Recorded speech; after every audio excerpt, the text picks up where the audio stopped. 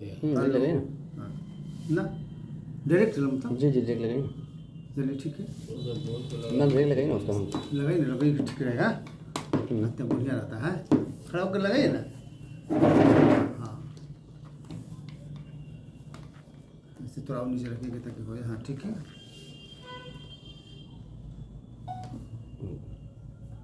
Sir वर्तमान मंत्री रामदास अठावले अभी मंत्री हैं और वो SC/ST का जो सुप्रीम कोर्ट का जो फरमान के लेकर के बोले हैं वो क्या कहें सर और क्या इसका क्या अर्थ है? देखिए रामदास अठावले जो है सामाजिक न्याय मंत्रालय में मंत्री हैं और उन्होंने कहा है कि सुप्रीम कोर्ट का जो आदेश वर्गीकरण और उप वर्गीकरण करने का है SC/ST में तो उसके पहले सबसे पहले जनरल कैटेगरी के सीटों पर EWS में OBC में हर एक जगह जब कैटेगरी हो जाएगा उसके बाद मान लीजिए कि SC/ST में हम कैटेगरी करेंगे तो इनका कहना 100% सत्य है और हमने देखा है हमने जो डाटा निकाला है तो जनरल कैटेगरी में स्थिति ये है कि जो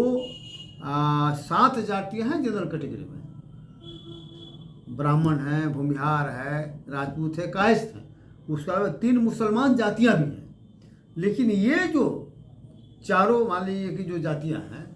अपने हिस्से से कई गुना अधिक उले रही हैं और ये तीनों मुस्लिम हैं इनको अपना हिस्सा नहीं मिल रहा है इसके अलावा जो मान लीजिए कि क्रीमी लेयर OBC के लोग बन के जो इधर आ रहे हैं उनको कहाँ जाएंगे SC/ST के लोग कहाँ जाएंगे तो इसीलिए मेरा भी प्रस्ताव है कि जो 4 जातियां हैं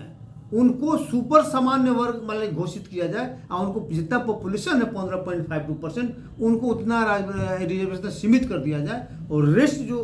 सामान्य वर्ग का सीट बचता है तो उसमें मुस्लिम के 3 जातियां हैं जो OBC से क्रीमी लेयर जा रहे हैं सामान्य वर्ग उनको SC/ST से जाएंगे उनको सब लोगों के लिए उतना रिजर्व मालिक कर दिया जाए तो इसलिए पहले वर्गीकरण मान लें कि सामान्य वर्ग में हो EWS में हो उसके बाद मान लें कि SC/ST में हो ये बात हम 100% सहमत है इसलिए कि उसमें ज़्यादा लोग हिस्सा ले रहे हैं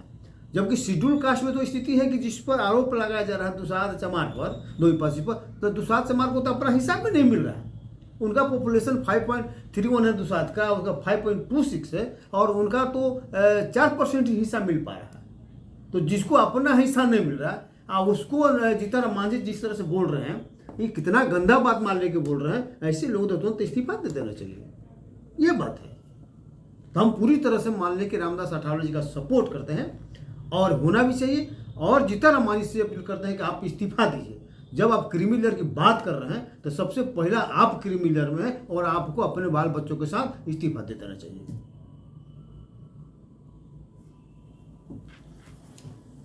आपका क्या इस पर राय है रामदास अठावले जो बोले ये रामदास अठावले जी के बातों से हम सहमत हैं और सबसे पहले जिस तरह से सुप्रीम कोर्ट का जो क्रीमी लेयर लागू हुआ है कहीं ना कहीं दलितों को आपस में जो सो लड़वाने का एक षड्यंत्र है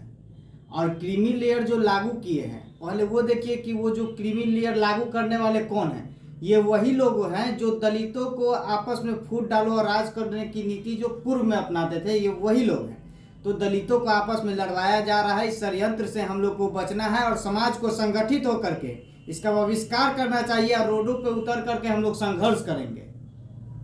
और अपना हक अधिकार जो है सो लेकर रहेंगे हो गया ना ठीक